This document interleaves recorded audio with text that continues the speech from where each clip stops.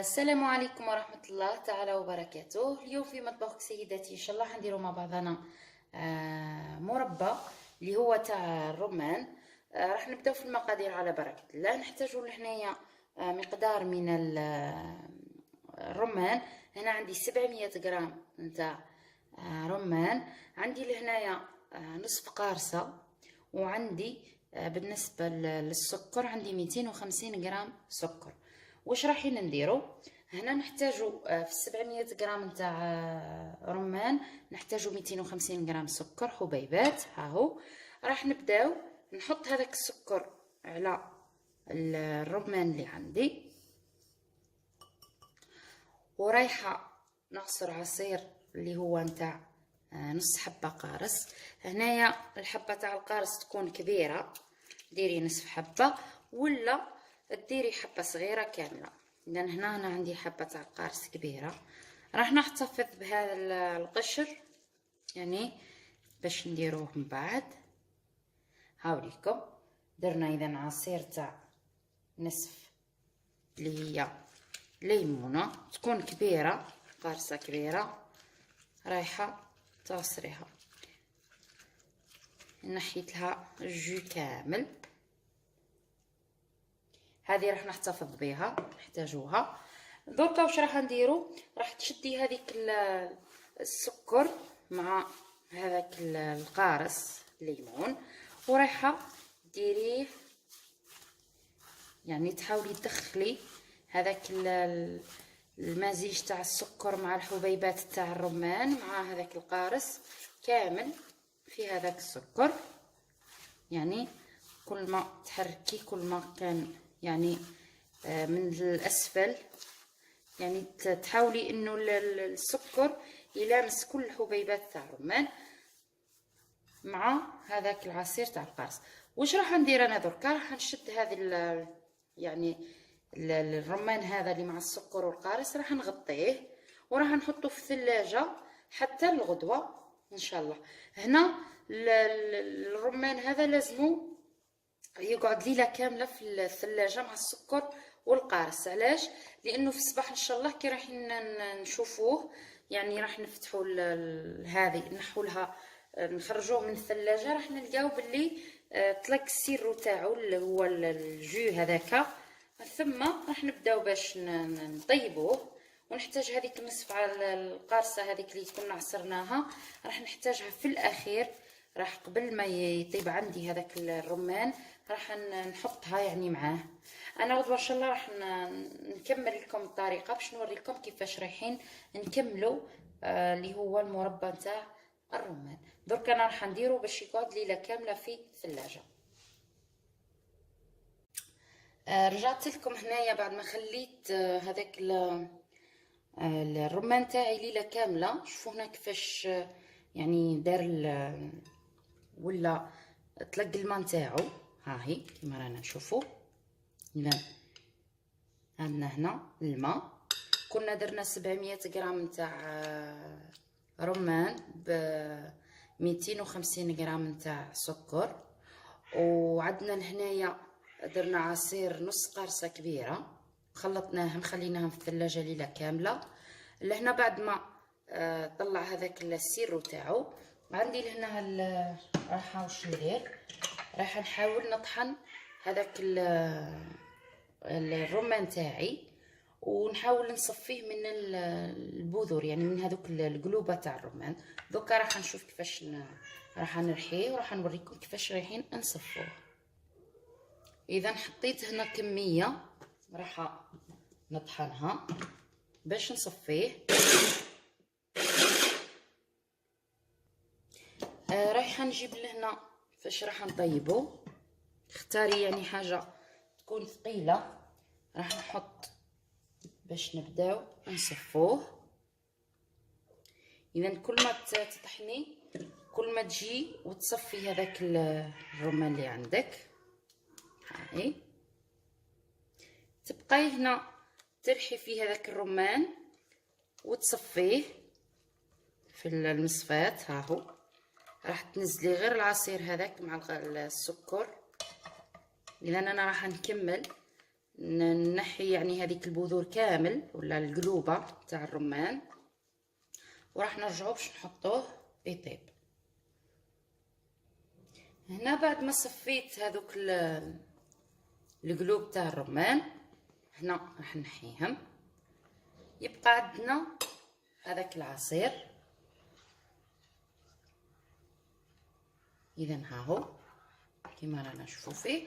انا دوك واش راح ندير، راح نحطوه على النار نخليه حتى يعقد. يعني هو هنايا ما يطلبش وقت بزاف نتي وعلى الكونتيتي اللي درتي. يعني كيما انا هنا درت غير 700 غرام. عندي هذيك النص قارصه اللي كنت البارح عصرتها. واش راح ندير دركا، كي يعود قريب يعقد يعني في الاخير راح نرميها ونخليها لمده 5 دقائق ل 10 دقائق ونطفيه ليه يكون عندي جاهز. درك انا راح نديرو فوق النار، نخليه النار اللي هنا ما تكونش قويه، يعني ديرو على نار متوسطه. وكي يوجد ان شاء الله راح نوريه لكم. كاينه لمسه اخيره ان شاء الله راح نديروها فيه بالاخير مع بعضنا، راح نوريها لكم هي ثاني.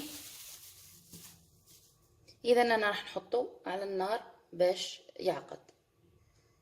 في الوقت اللي راه يطيب عندنا الرمان تاعنا، لهنا عندي حوالي نديرو 2 ملاعق كبار تاع جلجلانيه.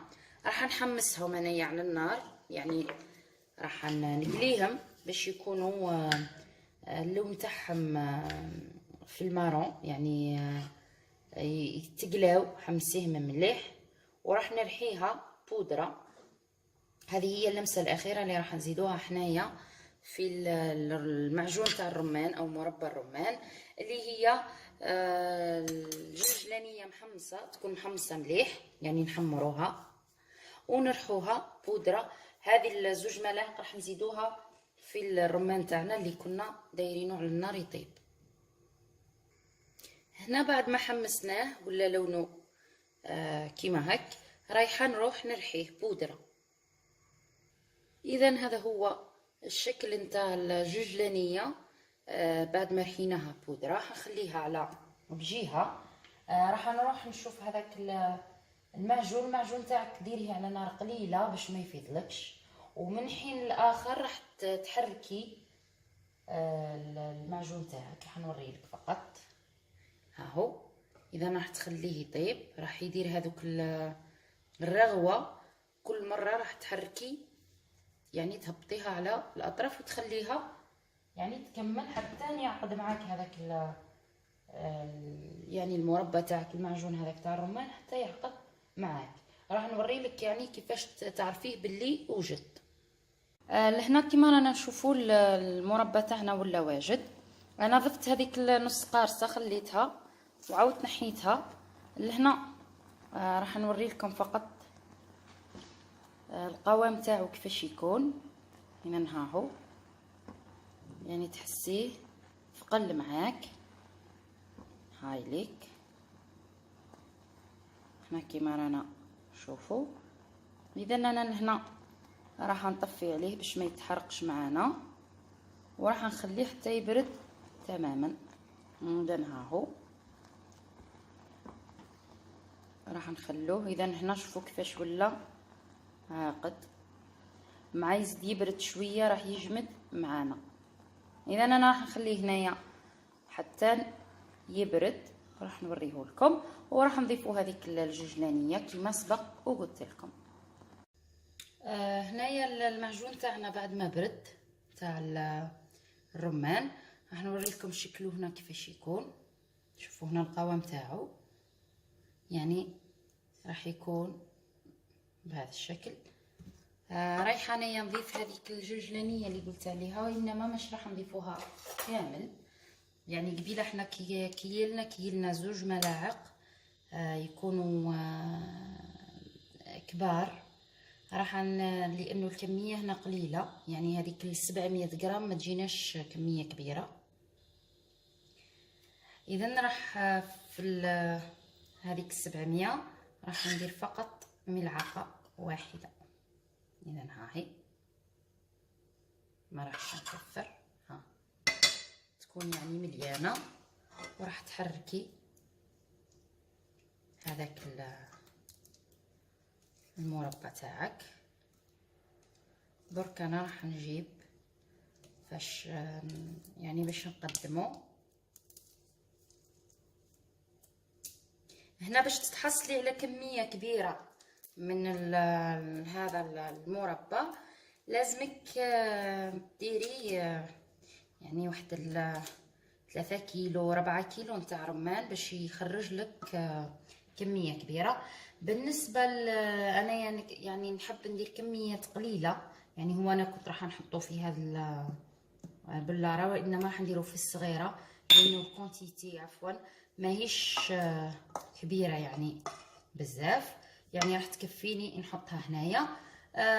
وبالنسبه للكميه يعني نحب ندير كميات قليله باش يتكلوا يعني فري، ما يبقاوش كما نقولوا ما يطولوش هنا. وحتى لو يعني درتو كميات بكونتيتي يعني كبيره، مثلا درتو 4 كيلو ولا 5 كيلو تاع رمان، راحين واش ديروا من المستحسن انه تخبوها في بلارات تكون صغيره، يعني كيما هذه صغيره خلاص ولا هذه متوسطه، ما تخبوهمش في الكبار. علاه؟ لانك لما تجبدي البلاره تاعك كل يوم تجبدي منها يعني حيضربها الهواء. هو من المستحسن ديري في بلاره صغيره باش كي تستعمليها مثلا على 3 ايام 4 ولا بالكثير اسبوع، يعني تكوني خلصتي الكميه الاولى وتزيدي البلاره الثانيه وهكذا. يعني ما تكونيش تحليه وتغلقيه تحليه وتغلقيه، كي تعود بلاره كبيره راح نوعا ما تكون يعني في شويه ممكن يخسر لك المعجون تاعك. انا لهنا راح نحط قليل فقط باش نشوفوه يعني ها هو، وراح نخبي الباقي في هذيك البلاره اللي عندي. لانها صدقوني مذاقه يجي رائع، يعني جربوه ما راحش تندموا. وانا هنا راح نكمل نحط هذاك المعجون وراح نخبي في البلاره، وراح نصوره لكم بالشكل النهائي. اذا هنايا المربى تاعنا تاع الرمان راه واجد، هاهي لكم شكله الاخير. نتمنى ان شاء الله يعجبكم تجربوه تنجحوا فيه. ما بقى لي غير نقول لكم الى عجبكم لا فيديو ديروا جيم عليه، بارطاجيوه، اشتركوا في القناه، فعلوا الجرس يصلكم كل جديد. والى اللقاء ان شاء الله الى وصفات اخرى من وصفات المطبخ. انا هنايا راح نصوره لكم عن قرب كما عودتكم، ومع السلامه.